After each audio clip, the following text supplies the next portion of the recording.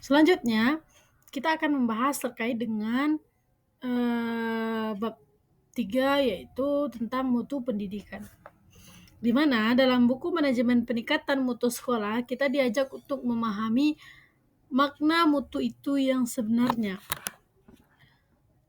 Kata mutu, banyak orang mungkin yang berpikiran bahwa mutu itu hanya soal kualitas barang yang bisa dilihat dan disentuh saja, seperti ketahanan televisi, seberapa jernih sebuah foto ataupun sebuah gambar.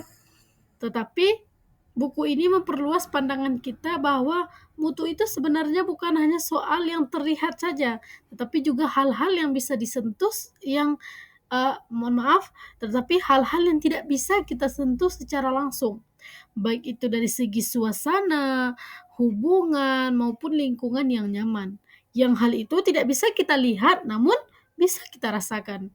Itu semua juga bagian dari mutu. Mutu itu berkaitan dengan tingkat keunggulan dari suatu produk ataupun layanan, bisa berupa barang, jasa maupun hasil kerja yang dihasilkan. Dalam konteks pendidikan, mutu itu berarti bahwa seberapa baik sekolah tersebut menghasilkan lulusan yang berkualitas, guru yang berkompeten, serta lingkungan belajar yang mendukung.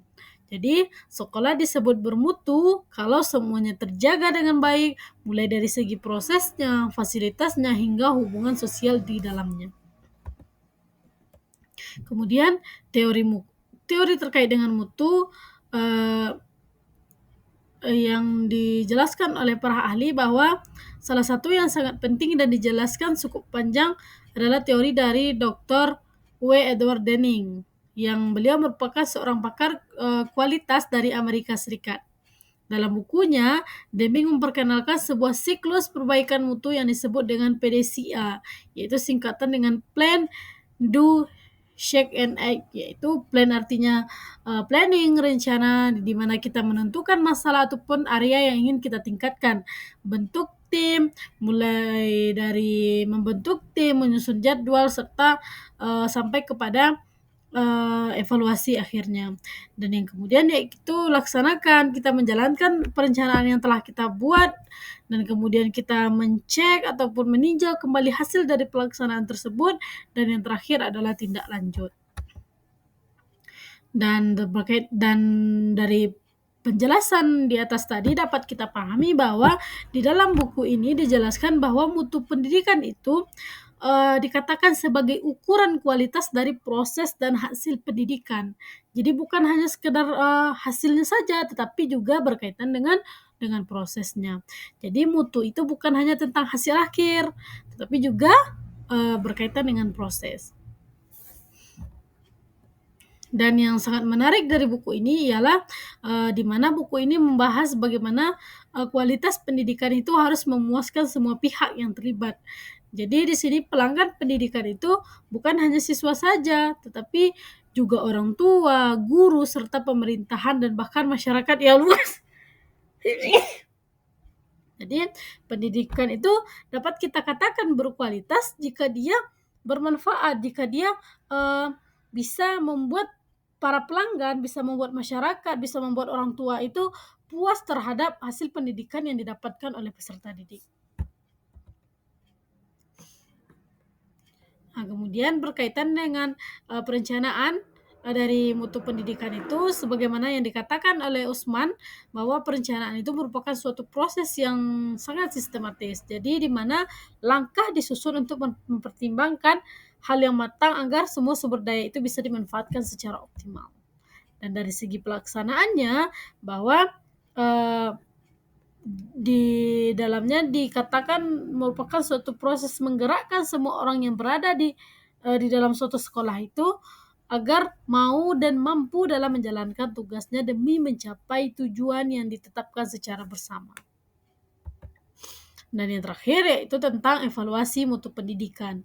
Evaluasi ini merupakan suatu proses menilai apakah suatu program itu maupun suatu kegiatan dapat berjalan sesuai dengan tujuan yang telah direncanakan.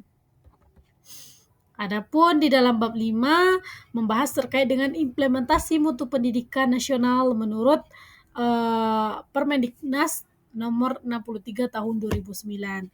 Jadi, agar pendidikan ini benar-benar berkualitas dan merata, ada beberapa hal yang harus dipertimbangkan, seperti pemerataan kesempatan pendidikan, seperti peningkatan mutu pendidikan, di mana pendidik itu harus meningkatkan kualitas peserta didik secara menyeluruh, bukan mereka itu hanya sekedar pintar secara akademiknya saja, tetapi mereka itu juga dituntut untuk memiliki rasa, serta memiliki hati dan fisik yang kuat serta dapat bersaing dengan, dunia global. Dan yang ketiga yaitu peningkatan relevansi pendidikan, di mana pendidikan yang baik itu harus sesuai dengan kebutuhan serta potensi sumber daya alam di Indonesia. Dan yang keempat, di mana peningkatan efisiensi manajemen pendidikan, yaitu pengelolaan pendidikan itu harus terencana dan berkelanjutan, seperti manajemen berbasis sekolah. Dan untuk memastikan bahwa semua itu berjalan dengan baik, pemerintah harus menetapkan 8 standar nasional pendidikan yang harus dipenuhi oleh setiap sekolah serta lembaga pendidikan.